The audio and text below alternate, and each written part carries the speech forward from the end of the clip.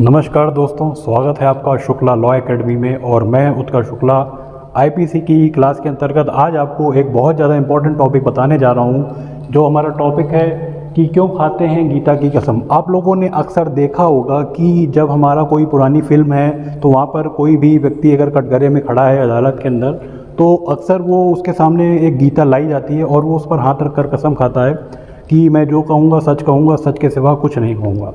तो इसी के अंतराल को देखते हुए मैंने सोचा कि ये एक बहुत अच्छा टॉपिक है और हमारे जो वैदिक के छात्र हैं कई उनकी रिक्वेस्ट भी आई थी, तो इसको देखते हुए मैं एक ये वीडियो जो है आपके समक्ष प्रस्तुत कर रहा हूँ। तो इसमें हम जानेंगे कि एक पूरा ऐतिहासिक ब्यौरा कि इसके पीछे क्या कौन से एक्ट लगे हुए हैं, वर्तमान संदर्भ भी देखेंगे। सारी जानकारी मैं आपको इस वीडियो के माध्यम से प्रोवाइड कराऊँगा। तो चलिए प्रारंभ करते हैं।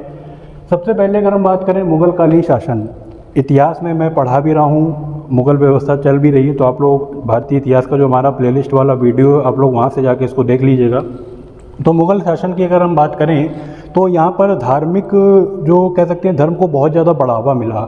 हिंदू धर्म को और हमारा मुस्लिम धर्म को और सिख और पारसी धर्म को, सबके अलग अलग ग्रंथ को जो थे उनको वो उजागर किया गया।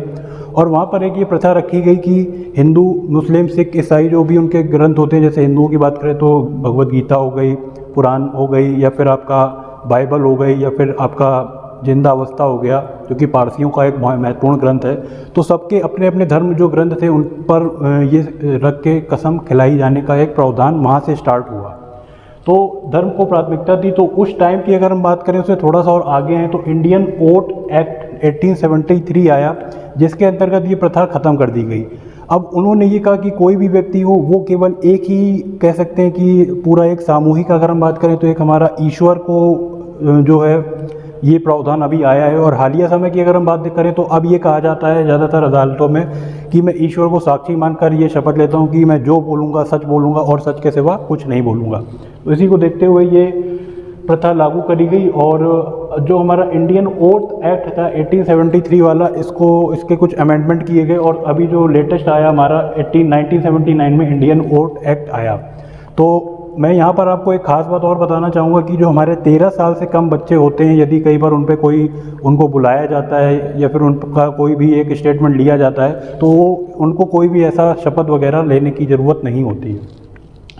उसके बाद एक कह सकते हैं कि इस जो ये भावना है इसको बढ़ावा देने का उद्देश्य यही है कि जो हमारा एक सेकुलर और यूनिफॉर्म सिस्टम है वो मेंटेन हो सके, ताकि सभी लोग समान हैं और सभी लोगों के समान अधिकार हैं। इस पर भी जो हमारी न्यायिक व्यवस्था है इसका भी ज़्यादा बल दिया जाता है।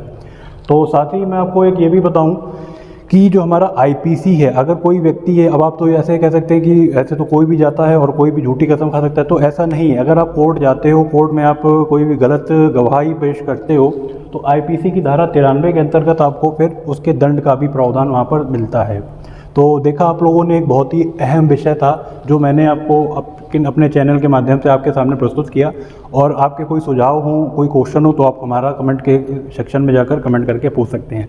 मिलेंगे आपसे आईपीसी की क्लास में नेक्स्ट शुक्ला लॉ एकेडमी में। तब तक बने रहिएगा एजुकेशनल वर्ल्ड के साथ। बहुत बहुत शुक्रिया, धन्यवाद, जय हिंद।